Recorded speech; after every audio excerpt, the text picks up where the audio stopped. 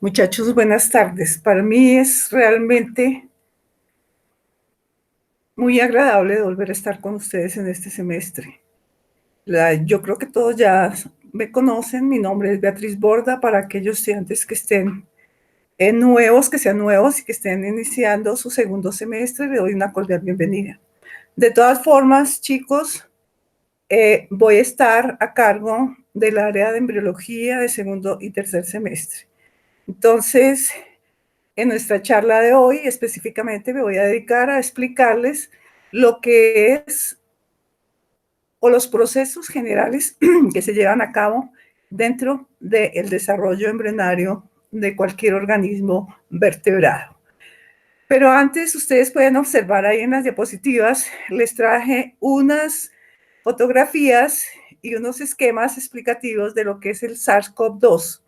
¿Por qué? Porque algunos estudiantes me pidieron el favor, y específicamente los de primero, y lo he hecho también con tercero, de poderles explicar así muy someramente, muy superficialmente, qué es el virus del COVID-19 o simplemente cómo está conformado.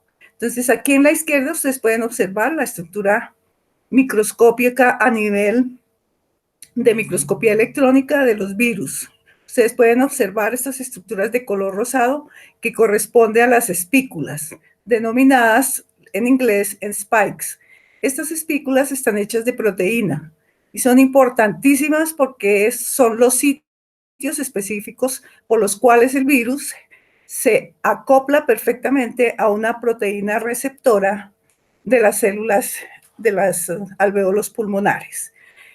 Básicamente, ustedes recuerden que el virus no es un organismo vivo, no tiene la capacidad de formar su ATP, no tiene organelos, no tiene metabolismo. Para realizar todos sus procesos de replicación necesita una célula huésped. Miremos cómo está conformado el virus. El virus está hecho en su parte externa de proteínas, específicamente, igualmente su membrana envolvente. En la parte interna encontramos la nucleocápside, donde está su genoma. Recuerden ustedes que el genoma es simplemente la secuencia de genes y que están consignados aquí en una estructura de material genético que nosotros vamos a llamar ARN. Como les dije anteriormente, los virus no se reproducen, se replican. Y para replicarse necesitan definitivamente de una célula eucariota, en este caso el neumocito tipo 2 del alvéolo pulmonar. Ustedes pueden observar aquí cómo el SARS-CoV-2, específicamente a través de sus espículas, sus spikes, se acopla perfectamente a esta proteína receptora. Y una vez que está acoplado, simplemente deposita su material genético en el citoplasma, donde van a llevarse a cabo dos procesos fundamentales. Uno, la replicación del ARN y obviamente la síntesis y el ensamblado de sus proteínas. Y esto lo va a hacer a partir, ustedes recuerdan, de los retículos endoplásmicos rugosos y el aparato de Golgi. Una vez que se han organizado todo este material, empieza, como les dije, a ensamblarse, se envuelven de una cápside y esta cápside inmediatamente se fusiona con la membrana para dejar libre los viriones. Estos viriones que son liberados inmediatamente van a buscar otras células para poder replicarse. Bueno, chicos, así les di una explicación muy rápida sobre lo que es el mecanismo de acción de los virus. Entremos ahora sí en nuestro tema específico que corresponde a las fases del desarrollo embrionario de los mamíferos. Si ustedes recuerdan, las fases más importantes, lo que vimos en el tercer bloque, corresponde primero a segmentación, que es la multiplicación, la división celular, donde se lleva a cabo el proceso de crecimiento de esas células embrionarias que nosotros las vamos a llamar blastómeras. La diferenciación celular es importantísima porque aquí las células, o sea, las blastómeras, empiezan a cambiar su forma y a expresar todas sus proteínas. Esta expresión génica va a ser diferencial. Como resultado, entonces se van a formar diferentes tipos de células. El tercer proceso es la organogénesis, es la formación de los órganos, donde nosotros a partir de segundo y tercer semestre Ya vamos a ver, por ejemplo, ahora la formación de corazón, de hígado, de riñón, etcétera. Y por último, la cuarta etapa, la morfogénesis, donde adquiere la forma de la especie, específicamente si son sus miembros anteriores, posteriores, el pelaje y todas las demás características fenotípicas que caracterizan o que diferencian un animal. Aquí pueden ver ustedes diferentes estadios de desarrollo de los vertebrados, desde un pez hasta un humano. Si ustedes pueden diferenciar, aquí las estructuras en esta primera etapa son muy similares. Si ustedes les colocan una estructura en un microscopio, no la van a poder diferenciar porque realmente no se tienen las características importantes de cada especie. Ya aquí empiezan a haber características diferenciales y ya en la última etapa, ya la etapa fetal, donde, como les dije anteriormente, la especie adquiere su forma verdadera. Veamos primero la segmentación. Aquí tenemos un ovocito maduro, ustedes recuerden, el ovocito maduro me aseguro que es maduro porque tiene un cuerpo polar en el espacio perivitelino. Una vez se realiza la fecundación, inmediatamente entonces se forman los dos pronúcleos, masculinos y femeninos. Aquí ya tenemos que se ha iniciado el proceso de división celular. Este es un embrión donde podemos observar 4 células. Aquí ya hay más de 4 o 8 células y al estadio ya de numerosas células limitado por una membrana que en este caso es la zona pelúcida, la vamos a llamar mórula, estado de mórula. Aquí la mórula empieza a compactarse, siempre rodeada de su zona pelúcida. Y aquí ya más o menos hacia el día quinto se establecen los blastocitos, se diferencian, donde podemos observar la masa celular interna y las células que lo limitan, que es el trofoblasto. Siempre van a estar entonces limitadas por la zona pelúcida. Y aquí empieza el proceso de liberación del ovocito y ya aquí en este último estadio vemos un embrioncito completamente expandido que ha abandonado la zona pelúcida. Está listo para el proceso de implantación. Uno de los procesos más interesantes que nosotros vimos en primer semestre fue su multiplicación celular y que aquí, durante el desarrollo del embrión, es bien importante. Nosotros vimos lo que es el ciclo celular, simplemente lo voy a repasar como algo muy general. El ciclo celular como el proceso ordenado y repetitivo que da lugar a dos células hijas con igual material genético que la célula madre. El ciclo celular consta de dos etapas o dos fases. Es la interfase propiamente dicha, esta que está aquí, donde vamos a ver que se divide en tres etapas, la G1, la S y la G2. En la etapa G1, recuerden ustedes que hay crecimiento, formación de estructuras celulares. La etapa S es importantísima porque hay replicación del material genético. Y en la G2 se sintetizan todas las proteínas que van a iniciar el proceso de división celular o mitosis. Y ya la mitosis, dividida en profase, metafase, anafase y telofase. Cuando ya se forman los dos núcleos hijos, entonces se divide el citoplasma, proceso que nosotros vamos a llamar citoquinesis, que corresponde precisamente a las fases de división celular. Cuando la célula recién o la blastómera empieza a dividirse, debe tener una regulación de su ciclo celular. ¿Cuáles son las entidades o las moléculas que realizan este proceso? Y aquí las pueden ustedes observar. Son ciclinas y las cinasas dependientes de ciclinas. Ellas son las que hacen la regulación en dos puntos importantísimos del ciclo celular. La primera la van a hacer, la primera revisión la van a hacer en la etapa G1 y la segunda en la etapa G2. Entonces, ¿cuáles son las funciones? ¿Qué hacen en ese tipo de regulación en la G1? Simplemente se observa el tamaño, que no vaya a crecer demasiado, ni que tampoco tenga un crecimiento lento. La masa de esas células, la integridad de su material genético, que sus bases estén colocadas en perfecto orden y obviamente su proliferación. ¿Qué es lo que ellas entonces en la etapa G2 regulan? Y activan la síntesis de proteínas para que se realice la mitosis, y algo bien importante es reparar el material genético. Si no hay reparación, no hay procesos de división. Aquí podemos observar cuáles son los reguladores del genoma, es decir, lo llaman el guardián del genoma. Es una proteína que se llama la P53. Cuando la P53 la encuentran en el organismo en una condición normal y hay daño del ADN, su ciclo celular está anormal, entonces, ¿qué es lo que hace esta proteína? Primero, detiene el ciclo celular.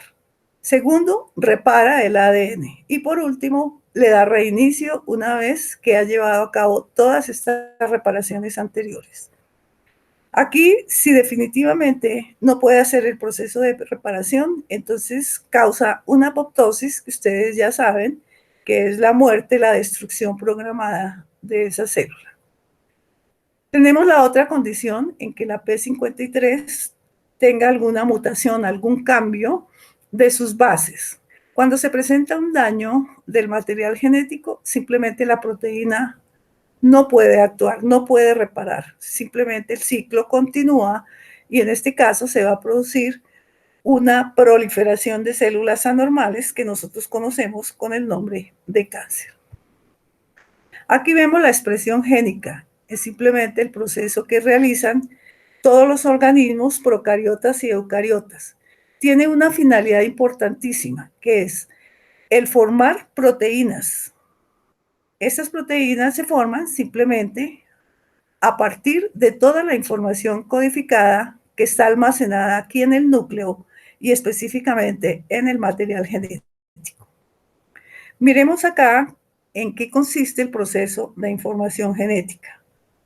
Es un proceso que es codificado en los genes y estos genes tienen que transmitir su información genética al citoplasma.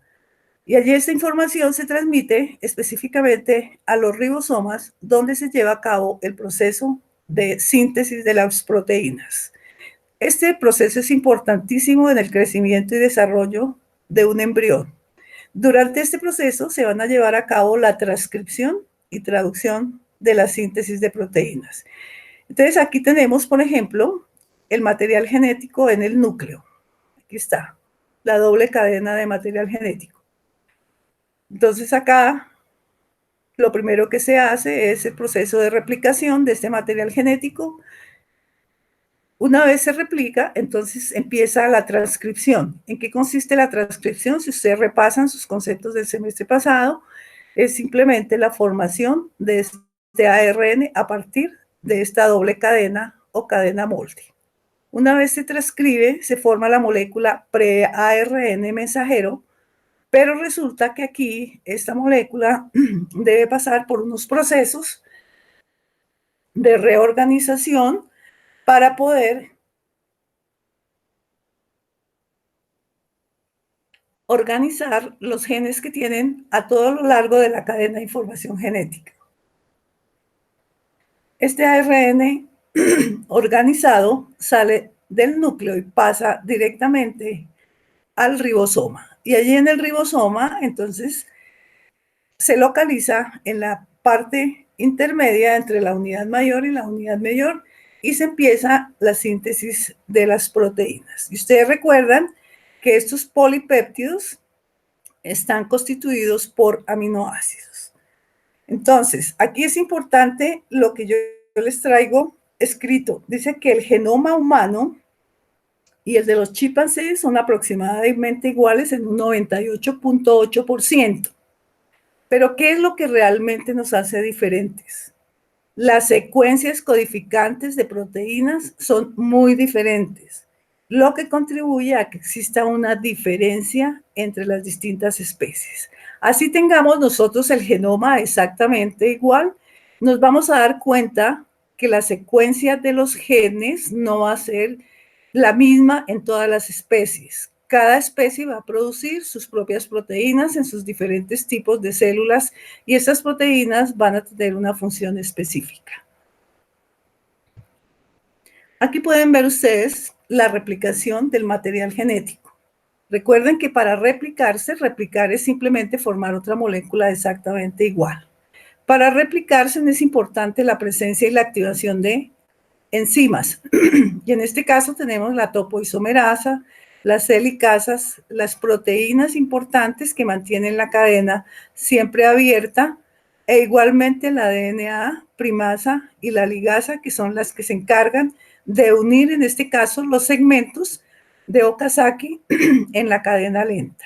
Aquí tendremos la cadena rápida y una vez se sintetiza el complemento, entonces empieza el proceso de enrollamiento entre una cadena madre y una cadena hija. No se les va a olvidar que esta replicación, como lo aprendimos el semestre pasado, es semiconservativa. Tiene la mitad de información de la madre y la mitad del padre. Algunos genes en la expresión genética se expresan de una forma constitutiva. ¿Qué quiere decir esta palabra? Que no se regulan, que no tienen ninguna regulación de ningún gen ni de ningún material genético. Se expresan todo el tiempo, cada vez que el organismo o la célula necesite, por ejemplo, hacer procesos de glucólisis. Y dentro de este grupo de compuestos orgánicos tenemos las enzimas. Otros que sí definitivamente necesitan una regulación. Y dentro de este grupo están las hormonas. Una pregunta interesante que todos nos hacemos: si todas las células tienen el mismo genoma, ¿qué las hace diferentes? Y la respuesta es las proteínas. No todas las células fabrican las mismas proteínas. Las células ponen en funcionamiento mecanismos que les permiten regular la cantidad y el tipo de proteínas, así como el momento en que éstas deben sintetizarse. Expresión de la información genética. Estos son conceptos bien importantes que ustedes deben tener muy claros de aquí en adelante. A partir del ADN se sintetizan las proteínas, ya sabemos. Y ese proceso es lo que nosotros llamamos expresión génica. Las proteínas se forman por combinaciones de 20 aminoácidos. La organización.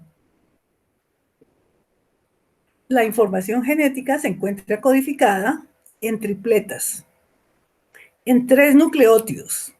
Y esto está consignado en el famoso código genético que nosotros ahora en la siguiente diapositiva lo vamos a aprender a leer.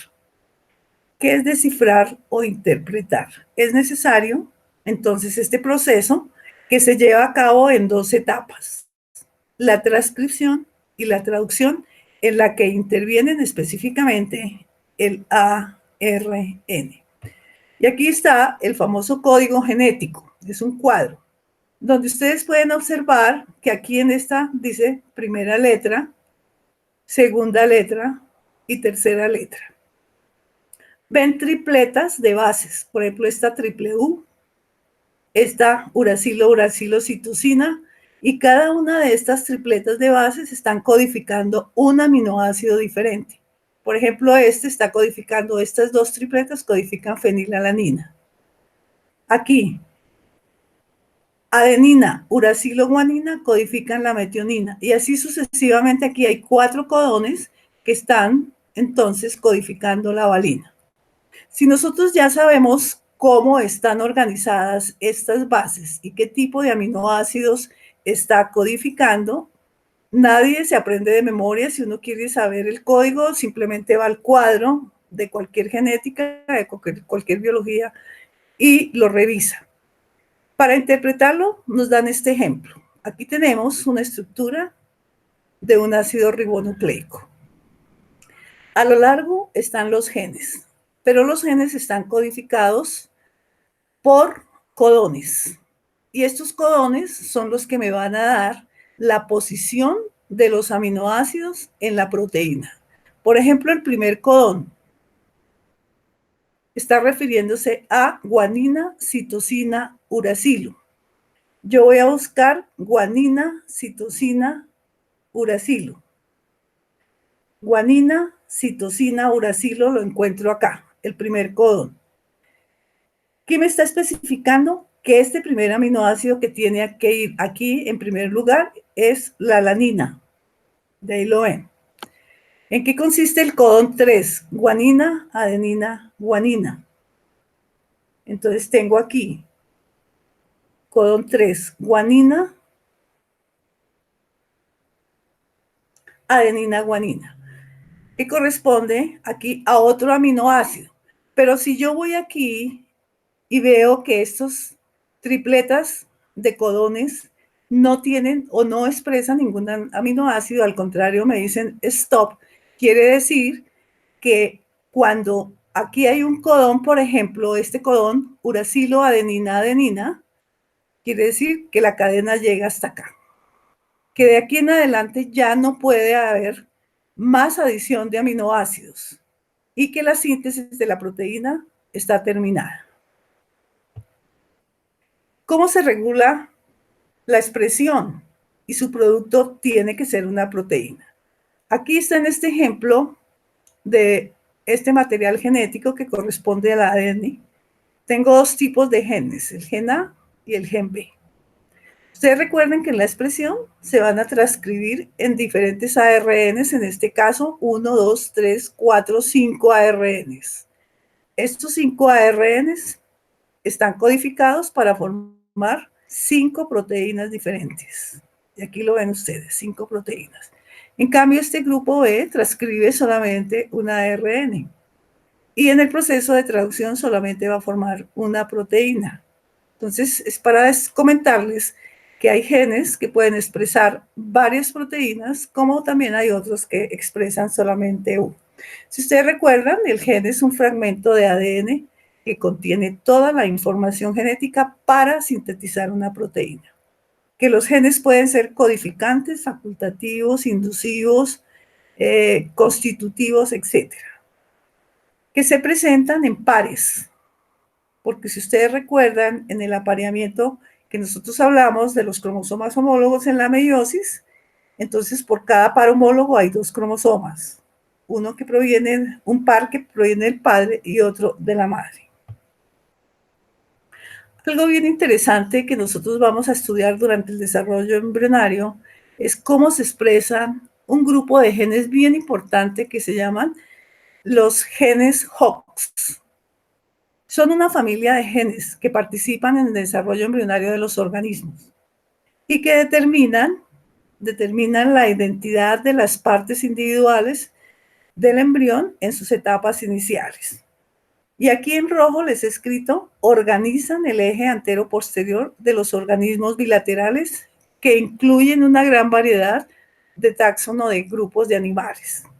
Entonces, aquí los genes HOX pueden diferenciarse y generalmente los han denominado con letras. Hay muchísimos genes HOX con letras minúsculas o mayúsculas, pero lo más importante es que traen una secuencia de genes que van a expresar, por ejemplo, regiones, aquí regiones de la cabeza muy cerca, regiones del tórax y regiones que están muy cerca de la parte caudal o de la parte posterior. Si nosotros nos damos cuenta aquí, los colores nos están indicando en estos primeros genes, van a expresar estructuras que están y que van a formar órganos y sistemas aquí de la parte cefálica. Si nosotros vamos más hacia abajo, ya se nos torna el color azul, donde ya van a formar otras estructuras, por ejemplo, la columna vertebral, las costillas, etcétera. Y aquí, para lo último, la cola, si es un animal, o simplemente nos va también a formar las extremidades.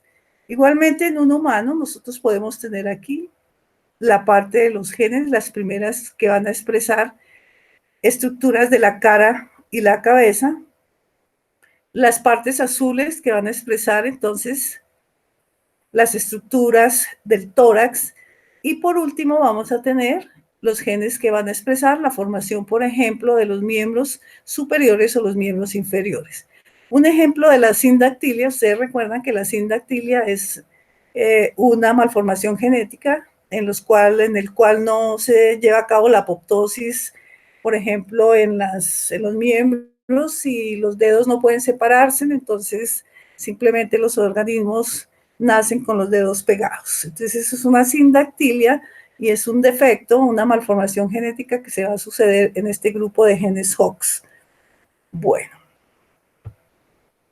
veamos ahora qué son las mutaciones, porque son otros cambios que se operan durante el desarrollo de los embriones, no solamente en la parte de embriones, sino también en los organismos adultos, pero es bueno tener estos conceptos muy claros. Vimos que las mutaciones son un cambio permanente en la molécula de ADN. Si este cambio afecta a un gen, obviamente tiene que aparecer nuevos alelos. Estos alelos son importantes porque permiten la evolución de las especies cuando se crean estas nuevas estructuras. Vamos a mirar cuáles son los agentes mutágenos y los tipos de mutaciones. Agentes mutágenos, nosotros habíamos hablado físicos como las radiaciones ultravioleta, los rayos X, químicos como sustancias, el humo del tabaco, sustancias químicas, biológicos, el virus, como el de la hepatitis B, que definitivamente va a cambiar el material genético. Los tipos de mutaciones pueden ser génicas cuando se afecta a un gen, y aquí se va a generar un alelo defectuoso. Las cromosómicas afectan un fragmento del ADN y las alteraciones genómicas, entonces, son de número y se refieren específicamente al cromosoma. Vamos a mirar acá que la alteración de número, ustedes recuerdan, lo normal es que un individuo tenga una hembra XX, un macho XY, pero puede tener X0 o Y0, donde solamente vamos a encontrar un cromosoma. En este caso estamos hablando de una aneuploidía. Una poliploidía puede ser la presencia de 3 cromosomas. Entonces hablamos de trisomías en cromosomas somáticos o trisomías en cromosomas sexuales. Y aquí, ¿cómo se afecta un fragmento del ADN cuando hay duplicación del cromosoma de una manera normal? Cuando hay traslocación, es decir, que se cambia de forma ese cromosoma, obviamente también se va a cambiar de tamaño. La inversión, cuando una parte o un fragmento del cromosoma gira dentro del mismo cromosoma, es decir, puede pasar del lado P al Q o lo contrario. Y una delesión es cuando las partes de un cromosoma desaparecen por completo. Aquí vemos en estos cuadritos bien interesantes los tipos de mutaciones. ¿Cómo se clasifican?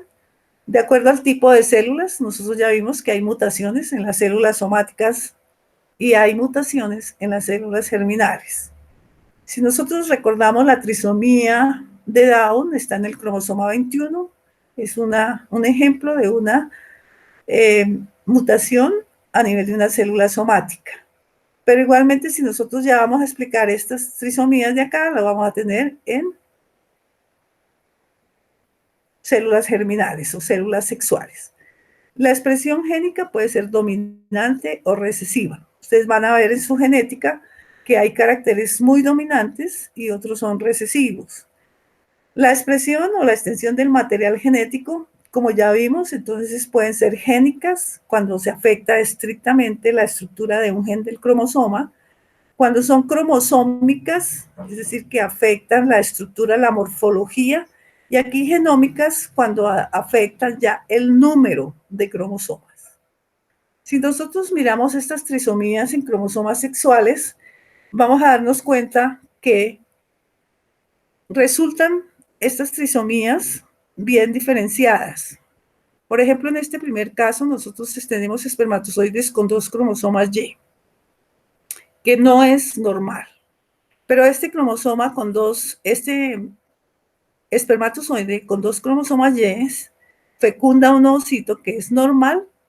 Entonces vamos a tener un individuo, un organismo que en este caso tiene un fenotipo masculino y tiene una trisomía XYY. Entonces aquí tendremos una trisomía que se ha llevado a cabo en una célula germinal. En este segundo caso tenemos un ovulito con 2 cromosomas X, que no debe ser normal. Ustedes recuerden que el producto de la segunda meiosis son cromosomas que tienen una sola cromátide. Pero aquí en este caso, entonces los cromosomas, los espermatozoides, tienen sus cromosomas normales. Se unen aquí a estos óvulos que son anormales y dan como resultado, en el primer caso, una triple X. Estos cromosomas son X, los de los espermatozoides. Van a formar una trisomía que se llama el síndrome de la triple X. Tiene el fenotipo de una hembra. Y aquí va a resultar entonces el XXY, donde el fenotipo es un masculino, y este síndrome se va a llamar el síndrome de Klinefelter. Pueden haber errores en la expresión génica, por eso hay mutaciones. Y ya vimos que cualquier mutación es una alteración o cambio en la información genética de un organismo vivo. Por tanto, va a producir características que se presentan de una manera súbita y pueden transmitirse a la descendencia. Hay mutaciones que no tienen ningún efecto letal, simplemente el cambio, por ejemplo, del color de ojos, o puede resultar las células afectadas. Y en este caso nosotros hablamos de las somáticas que pueden originar lesiones o enfermedades graves que no son heredables. Por ejemplo, aquí las orejas curvadas en este felino, y en las germinales pueden afectar a los gametos y en cambio esas mutaciones son heredables. Aquí vemos las anormalidades cromosómicas estructurales. Recuerden que aquí estas mutaciones se deben a cambios morfológicos, a cambios en la forma de los cromosomas. Aquí tenemos un cromosoma que tiene sus secuencias de genes normal, pero resulta que en el proceso de lesión se pierde un fragmento, se pierde este fragmento que corresponde, por ejemplo, aquí a los números 5 y 6 que estaban acá. Entonces, obviamente el cromosoma va a quedar con una estructura mucho más corta. O puede haber una traslocación, que un segmento de acá puede pasar a este lado o simplemente puede pasar a esta otra estructura del cromosoma. Entonces, hay, digamos que, un traspaso de genes de un lado a otro. Y la inserción también puede darse por un fragmento de cromosoma que esté por ahí circulando. Entonces, simplemente puede insertarse en la estructura de un cromosoma. De una u otra forma, las anormalidades cromosómicas se pueden manifestar, por ejemplo, acá en la formación. Esta es una sindactilia y esta es la formación de riñones en herraduras que durante el proceso de diferenciación no se separan completamente. Y se debe específicamente a todas las anormalidades cromosómicas que existen. En los animales también vamos a encontrar distintas malformaciones. Este es el cariotipo de un bovino, donde nosotros podemos observar aquí en el cariotipo todas sus secuencias de los cromosomas somáticos y su pareja sexual. Aquí tenemos entonces una trisomía en el cromosoma número 17. Recuerden que estos están organizados por parejas en orden ascendente, y en la número 17, aquí donde marqué con una X, ustedes pueden ver 3 cromosomas X. Y aquí estos cromosomas están indicándome una trisomía del cromosoma 17, donde vamos a observar una cantidad de malformaciones, estructuras específicamente en los terneros. Veamos ahora a una parte bien interesante también de los procesos de embriogénesis, que son las células madre. ¿Qué son las células madre? Porque son bien importantes y tienen una función primordial durante el desarrollo de los embriones. Entonces aquí tienen 2 funciones importantísimas. Una es autorreplicarse, formar otras células exactamente iguales a ellas. Y el otro proceso interesante es diferenciarse, que pueden diferenciarse en otro tipo de células.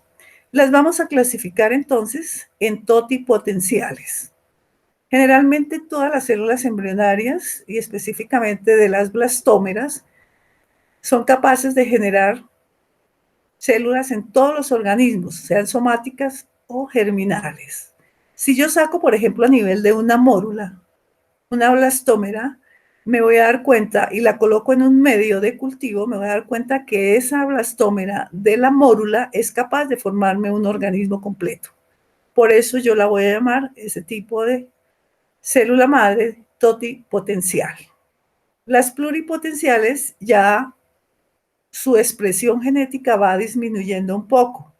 Ya son capaces de formar no un organismo completo, sino generan diferentes tipos de células, de tejidos.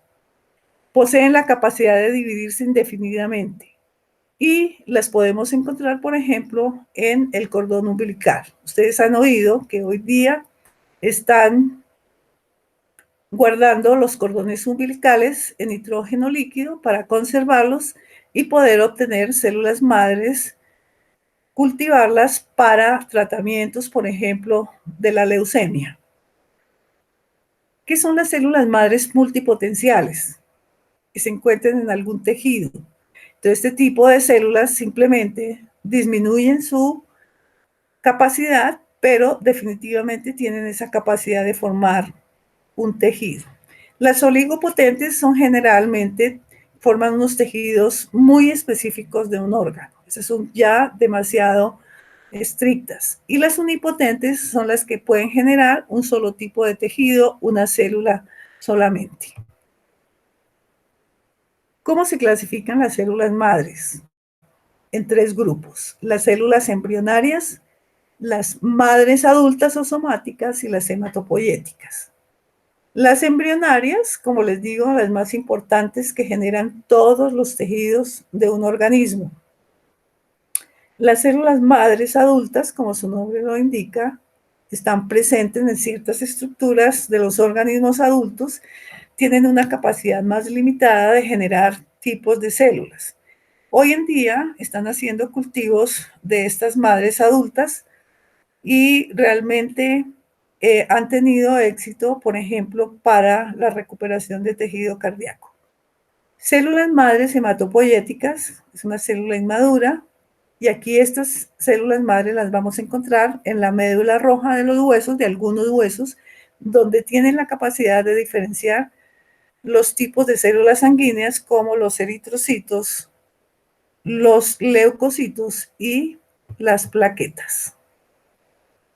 Aquí vemos un esquema de cómo van variando esa clase de células madres. Inicialmente nosotros vimos que se inicia por un cigoto que es formado por el proceso de fecundación. Este cigoto se segmenta, forma una mórula. Todas las estructuras de esta mórula son totipotentes. Todas sus células tienen esa capacidad de formar un nuevo individuo. Y aquí tenemos ya la diferenciación de un blastocisto. El blastocisto, que está constituido por la masa celular interna, que es esta, que es la que va a formar realmente el embrión, y una capa de células que lo limita, que es el trofoblasto. Este es el ejemplo más práctico que nosotros podemos aplicar en el primer grupo de células de un embrión que es capaz de diferenciarse. ¿En qué se va a diferenciar, por ejemplo, esta masa celular interna, cuyas células ya no son totipotentes, son pluripotentes? Son capaces de diferenciarse en órganos. Por ejemplo, aquí está el corazón, pueden diferenciarse en encéfalo, en médula o simplemente formar otras estructuras.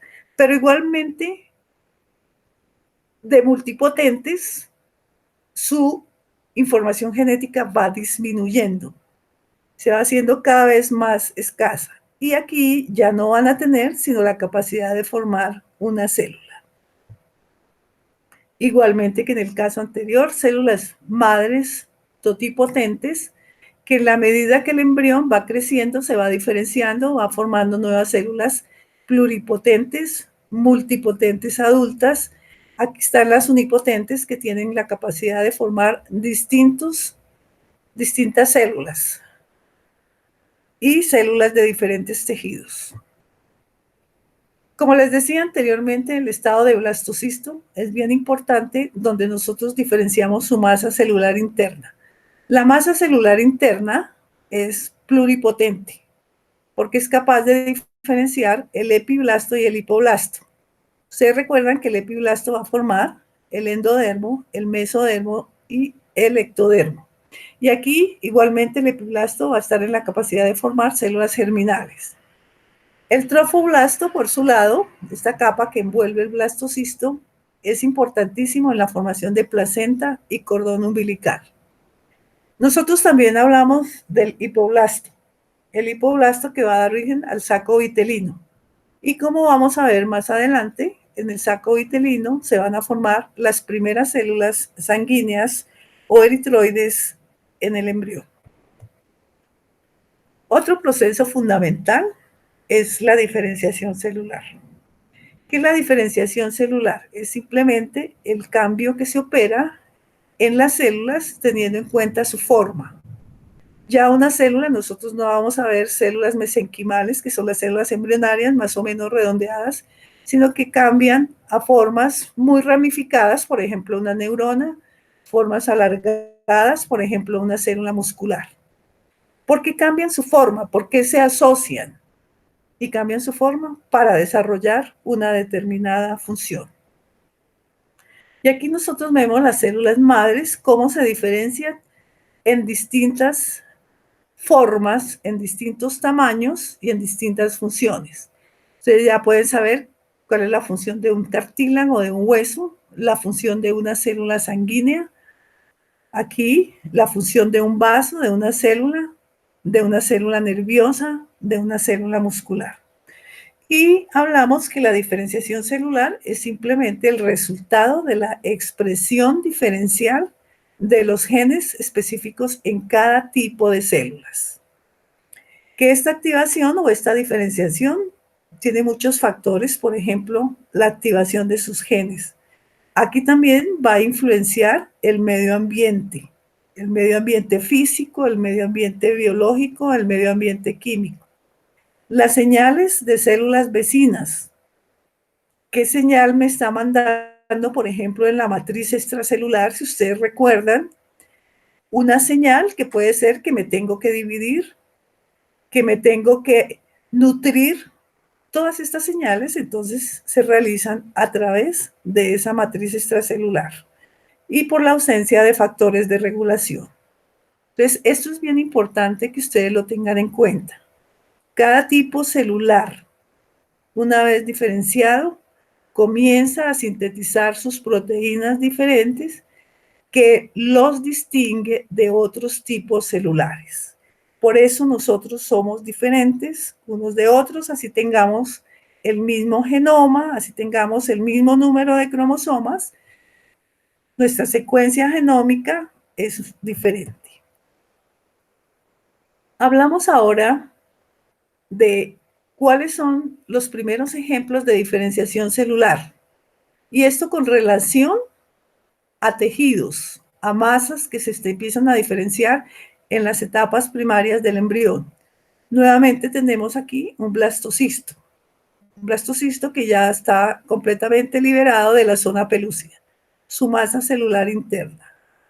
Aquí, este trofoblasto, ustedes lo pueden ver en la parte externa, empieza a diferenciarse y a formar una cantidad de células que permiten los procesos de implantación en la cavidad uterina.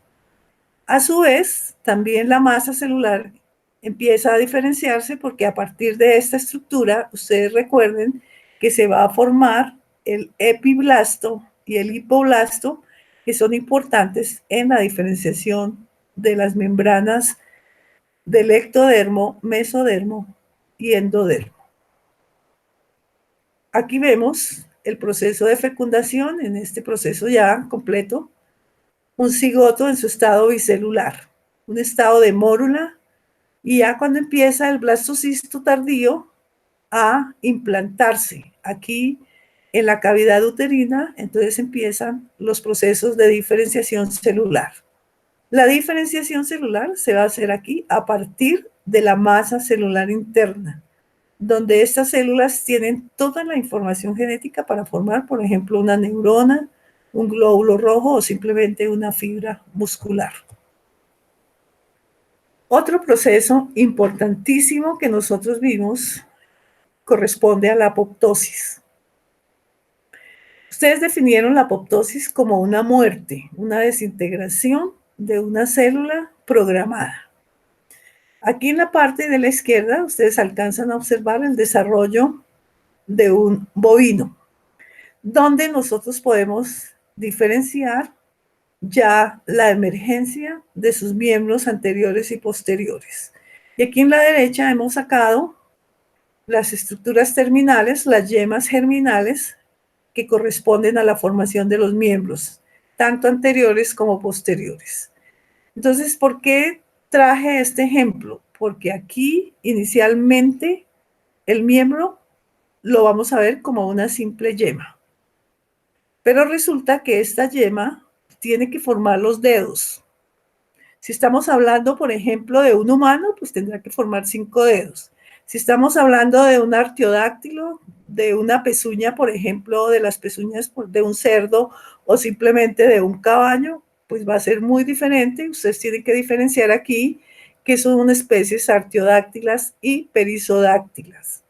Entonces, simplemente estas flechas me están indicando la dirección de la apoptosis, la dirección de la muerte celular, porque aquí tiene que haber una separación completa de estos dedos. Ustedes ven acá y alcanzan a observar unas zonas mucho más oscuras donde se va a producir ese tipo de apoptosis. Entonces, este proceso es importante porque permite eliminar el exceso de células, no solamente en las fases tempranas del desarrollo. ¿Sí? Si esto no se da, entonces de pronto se pueden presentar algún tipo de malformaciones genéticas. Las apoptosis pueden ser fisiológicas o patológicas. ¿Cuándo es fisiológica? Cuando su destrucción o su muerte es programada durante el proceso de embriogénesis, como vimos anteriormente. Cuando la muerte de las células ha cumplido su propósito, ya no funciona más y son eliminadas por linfocitos. La muerte celular también es inducida por linfocitos T. Las patologías o las apoptosis patológicas, cuando la muerte celular es producida por una gravedad de agentes lesivos. Me excusan si oyen golpes, pero aquí les da por arreglar todo a todas horas. Esta muerte celular puede ser por agentes lesivos, radiaciones, medicamentos u otro tipo de sustancias. Puede darse también por enfermedades víricas, por la afección de virus, por atrofias patológicas en órganos, por ejemplo en páncreas, en riñón, o simplemente una muerte celular cuando hay formación de tumores. Las características morfológicas de la apoptosis, ustedes ya saben cuál es el proceso de apoptosis. Lo primero que se lleva a cabo es la constricción celular. Esta célula va a llevar a cabo su proceso de apoptosis, lo primero que hace es constreñir su forma. Hay condensación de su cromatina y por último hay formación de vesículas apoptóticas. Pero estas vesículas apoptóticas tienen que ser fagocitadas y tienen que ser eliminadas entonces por células especiales que ustedes conocen con el nombre de macrófagos. Vamos a diferenciar qué es un proceso o una destrucción por necrosis y apoptosis. Generalmente por necrosis se hace es por la intervención de enzimas. Entonces las enzimas empiezan a digerir, a descomponer toda la materia acá, orgánica, y hasta que llega un momento en que queda eliminada. En cambio aquí en apoptosis, ustedes recuerden que lo primero que hace es la constricción celular, la condensación de la cromatina y por último la formación de los cuerpos apoptóticos que son inmediatamente fagocitados por los macrófagos. Bueno, otro proceso fundamental que se da más que todo en la gastrulación, que es donde se forman las hojas embrionarias, son los movimientos celulares. Ustedes pueden observar distintos tipos de movimientos. Hay invaginación cuando hay un plegamiento de la lámina hacia el interior del embrión. Y hay una evaginación cuando es hacia afuera. Migración de células individuales, simplemente células individuales se desprenden de las capas, migran al interior del embrión y van a producir allí unas estructuras diferenciadas. Entonces, la migración puede darse de un tejido o simplemente de células aisladas. Aquí hay involución. La involución es cuando hay una invaginación, pero de varias capas de células. Entonces se invaginan hacia el interior de la estructura del embrión. Hay epibolia cuando simplemente hay un alargamiento y un traspaso de células a otros sitios. Intercalación, cuando hay entonces, como su nombre lo indica, hay cambios de forma, división celular e intercalación con otro tipo de tejidos. Y aquí entonces hay también formación y extensión de otros tipos de tejidos que aquí tenían, por ejemplo, unos 4 capas de células y limitan su extensión solamente a 2. Entonces, eso depende de cada tipo de tejido y generalmente los movimientos celulares se hacen a través de movimientos ameboidales. Unos movimientos muy característicos, importantísimos durante un desarrollo del embrión ya formado, es el que hace las células de la cresta neural. Todas estas estructuras de color azul que ustedes observan corresponden a las células de la cresta neural. Aquí va a formar cartílagos que van a dar origen a los huesos de la cabeza. Aquí van a formar entonces huesos de la cara, por ejemplo, los maxilares, los mandibulares. Y así sucesivamente van a dar origen a las costillas, de acuerdo a la región. Y por último, entonces, aquí estructuras que van a ser parte de la cola. Ustedes pueden observar el embrioncito, su parte cefálica, su parte caudal, que está conectado a una bolsa. Esta bolsa corresponde al saco vitelino, que es una de las estructuras fundamentales del embrión. Aquí en el saco vitelino se producen 3 clases de células: las eritroides, las linfoides y las células germinales primordiales. ¿Qué van a formar cada una de ellas? Las células eritroides viajan a lo largo del alantoides y llegan específicamente a esta zona media donde empieza a formarse el hígado. Igualmente, aquí van a formar estructuras, vasos sanguíneos y todo el tipo de células que van a llevar a cabo o que van a ejercer la función de transporte de oxígeno.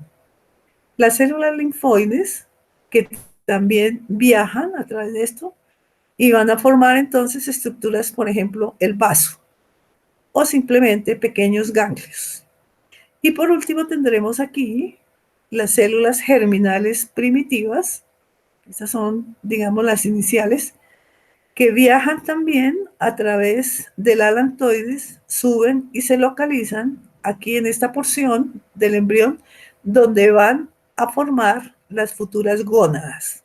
Y aquí en las gónadas se va a localizar esas células germinales primitivas que van a dar origen a las espermatogonias y a las ovogonias. Recuerden que estas son células madres de los espermatozoides y células madres de los ovocitos. Esta es, digamos, la estructura, un corte sagital de un embrioncito donde podemos observar la estructura de un saco vitelino.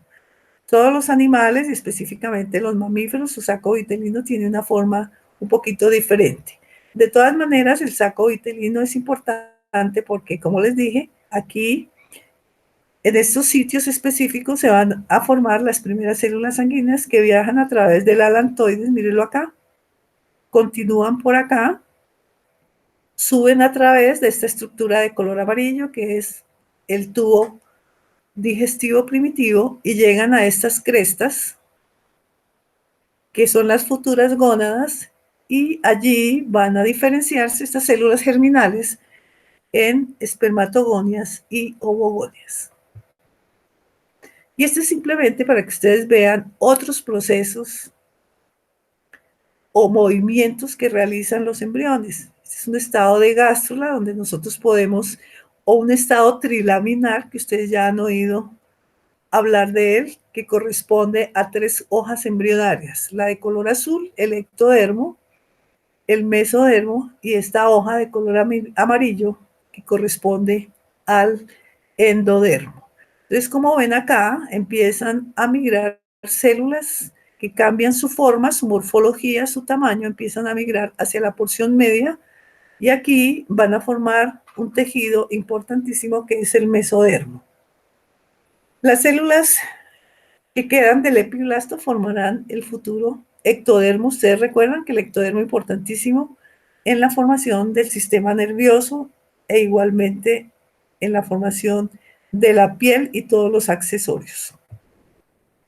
Aquí vemos la implantación, un blastocisto implantado. Este es el epitelio del tejido de la madre, del tejido epitelial, donde podemos observar el blastocisto ya diferenciado en dos capas, el epi y el hipoblasto. Tendremos la extensión del trofoblasto que inmediatamente empieza a formar lagunas acá, estructuras accesorias, y aquí tendremos ya la estructura de la gástrula constituida por tres tejidos específicos que corresponden al ectodermo, al mesodermo y al endodermo. Aquí tenemos casos anteriores, vemos cómo va modelándose el embrión, que nosotros lo vamos a ver nuevamente.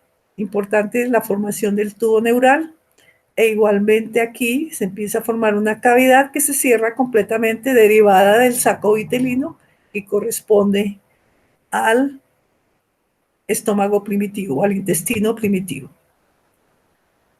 Hay unos procesos adicionales que se llevan a cabo durante el desarrollo de los embriones cuando uno trabaja en procesos de biotecnología reproductiva, y es simplemente el diagnóstico preimplantacional.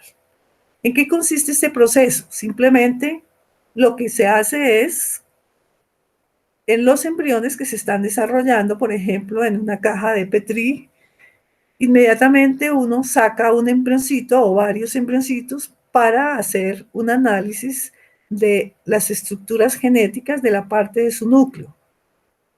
Y aquí va a analizar dos cosas importantes: si hay alteraciones a nivel de los genes o si hay alteraciones a nivel cromosómico. Recuerden que aquí, cuando yo hablo de alteraciones de cromosomas, me estoy refiriendo a la forma y al número de cromosomas. Y aquí específicamente a la secuencia de los genes. Entonces yo empiezo a mirar embrioncito por embrioncito, hago la preparación del material genético, cuento los cromosomas, veo cómo está la morfología y simplemente voy chequeando. Los que tienen una X, definitivamente empiezo entonces a marcarlos como defectuosos, que hay que desecharlos de una u otra forma. Y los que tienen una B en verde son embriones que están en buenas condiciones y son los que yo voy a llevar directamente para hacer los procesos de implantación en el útero materno.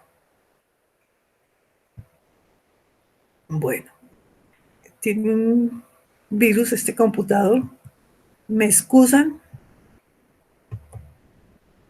Y para terminar, chicos, hay una terminología que es bien importante que ustedes tengan en cuenta en los cursos de embriología, que son la teratología, cuando un organismo tiene una malformación congénita o cuando es una simple malformación. ¿En qué consiste la teratología? Como les digo, es una rama de la patología que estudia todos los defectos congénitos de los animales, incluyendo el hombre. Entonces aquí se estudian todas las malformaciones congénitas que provienen de una u otra manera de mutaciones. Recuerden que las mutaciones pueden ser benéficas porque permiten la evolución de las especies, pero igualmente pueden ser perjudiciales porque presentan malformaciones en los animales, específicamente en su desarrollo embrionario. Las mutaciones son mucho más peligrosas que en un organismo adulto. Congénito, que está determinada la característica del animal desde su nacimiento. Entonces dice, tiene una enfermedad congénita, nació con ella. Hay muchas enfermedades que son letales. ¿Qué quiere decir letal? Que ni siquiera el animal nace vivo. Es, por ejemplo, la condición de una poliploidía. Una poliploidía animal es letal. porque no pueden existir más de 3, 4 juegos de cromosomas. En cambio, si yo voy a una planta, porque las plantas también tienen cromosomas y las plantas también deben cruzarse. Si voy a mirar en el núcleo de una planta, yo encuentro poliploidías. De un mismo cromosoma o de una misma característica puedo yo sacar 6 pares de cromosomas. Y eso es normal en una planta. Pero si ya voy a tener una condición más de 3 cromosomas, en el cariotipo de un animal es letal. Es decir, que el animal ni siquiera nace vivo. Y ya una malformación es una alteración patológica, pero durante el crecimiento celular. Estas alteraciones estructurales y funcionales se presentan en el momento del nacimiento y pueden estar originadas por una falla en la formación de uno o más constituyentes del cuerpo. Y aquí les presento unos embrioncitos de cerdo, donde, como les decía, que en los primeros estadios es muy difícil diferenciar un animal, pero resulta que ya más adelante yo puedo diferenciar la forma de su cabeza, la forma de su hocico, la posición de la vesícula óptica, la posición de la vesícula ótica y obviamente la formación de la parte de sus pezuñas. Estas pezuñas son muy características, por ejemplo, en los cerdos va a ser muy diferente a una pezuña que yo voy a encontrar, por ejemplo, en los equinos. Y aquí pueden ver unos embrioncitos donde está completamente formado ya la parte de las cavidades encefálicas, están acá, las cavidades encefálicas, la columna vertebral, empiezan a formarse las vértebras. El corazón está aquí, es una estructura bastante grande, pero es muchísimo más grande la capacidad que tiene el hígado, porque aquí es donde empieza a formarse, después del saco vitelino, las células sanguíneas. Y aquí tendremos el mesonefros, que es, digamos, unos riñones muy, o no están completamente formados, por eso se llaman mesonefros.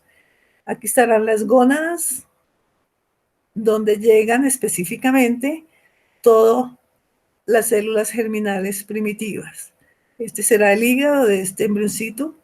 Y obviamente aquí tendremos el cordón umbilical, que en este caso tiene todavía una cantidad de asas intestinales presentes que después se reacomodan dentro de la cavidad estomacal.